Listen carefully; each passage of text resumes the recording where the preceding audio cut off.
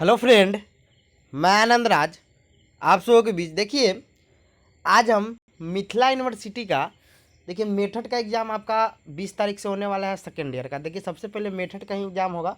देखिए, हम C8 और C9 का हम VVI क्वेश्चन डाल दिए, यानी C8 आपका हो गया नॉलेज एंड करिकुलम और C9 आपका हो गया असेसमेंट फॉर लर्निंग, उसका हम VVI क्वेश्चन डाल दिए हैं।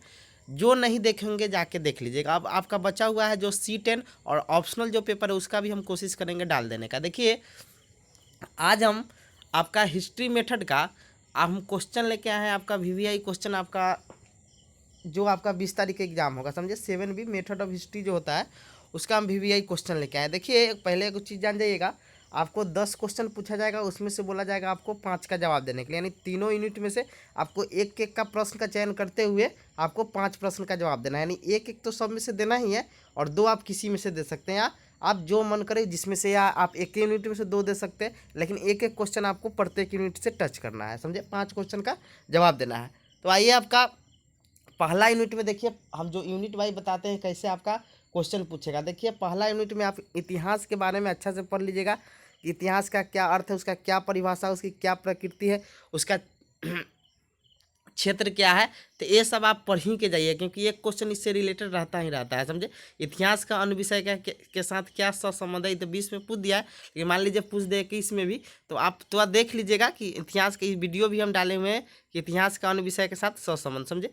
तो आप कोशिश कीजिएगा कि इस चीज़ देख लीजिएगा कि इतिहास क्या है, इसका अर्थ परिभाषा, फिर उसके बाद इसकी प्रकृति क्या है, इसका लक्ष्य उद्देश्य, ये सब आप देख के ही एग्जाम में जाइए, क्योंकि इससे एक रिलेटेड क्वेश्चन रहता ही रहता है। इतिहास की अवधारणा, समझे, यानी उसी में आपका अर्थ परिभाषा सब चीज़ आ जाएगा। तो वही क्वेश्चन पहला इसमें है, इतिहास क्या है, इसके प्रकृति, लक्ष्य एवं उद्देश्य का वर्णन करें, समझे। ये पढ़ ही के जाइएगा, इससे रिलेटेड एक क्वेश्चन आपका बनेगा ही बनेगा एग्जाम में, समझे।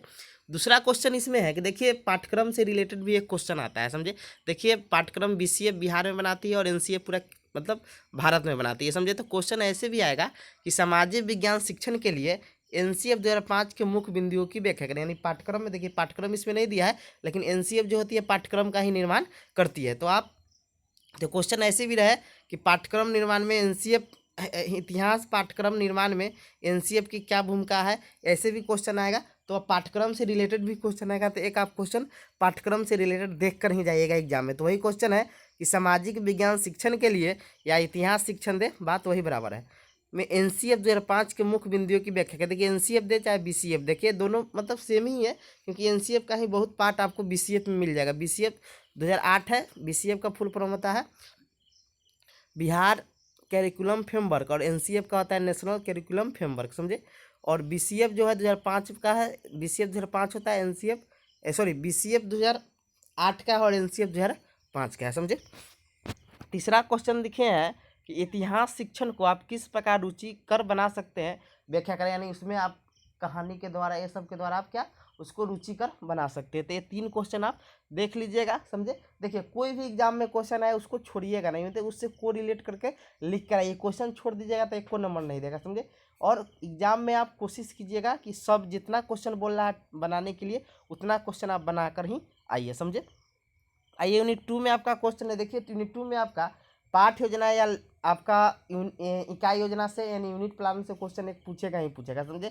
देखिए, 2 साल से लगातार पाठ योजना पूछ रहा है, हो सके इस बार भी पाठ योजना आ सके और इकाई योजना, दोनों आप पढ़ के जाइएगा, क्योंकि कोई भी एक क्वेश्चन आपका आ सकता है, पाठ योजना या इकाई योजना। सबका वीडियो आपको प्लेलिस्ट में, लर्निंग एंड टीचिंग के प्लेलिस्ट में इसका वीडियो मिल जाएगा, इकाई योजना और पाठ योजना का वीडियो, समझे। वही क्वेश्चन है कि पाठ योजना क्या है, कक्षा 10 की इतिहास पाठ्य पुस्तक से किसी प्रकरण पर, यानी किसी पाठ से एक पाठ योजना तैयार करें। देख, पाठ योजना भी आप तैयार कर लीजिएगा, समझे। तो वही क्वेश्चन है कि पाठ योजना क्या है, कक्षा 10 की इतिहास पाठ्य पुस्तक से किसी प्रकरण पर एक पाठ योजना तैयार करें।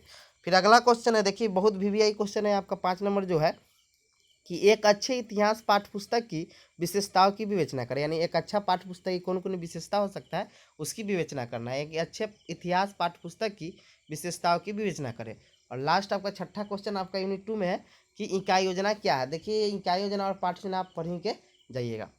आइए, यूनिट 3 में आपका क्वेश्चन है कि इतिहास अधिगम में मूल्यांकन से संबंधित मुद्दे एवं चुनौती क्या है, व्याख्या करें। देखिए, आकलन पूछा था आपका 20 में, 21 में आपका मूल्यांकन आ सकता है। यानी इतिहास अधिगम में मूल्यांकन से संबंधित मुद्दे एवं चुनौती क्या है, व्याख्या करें।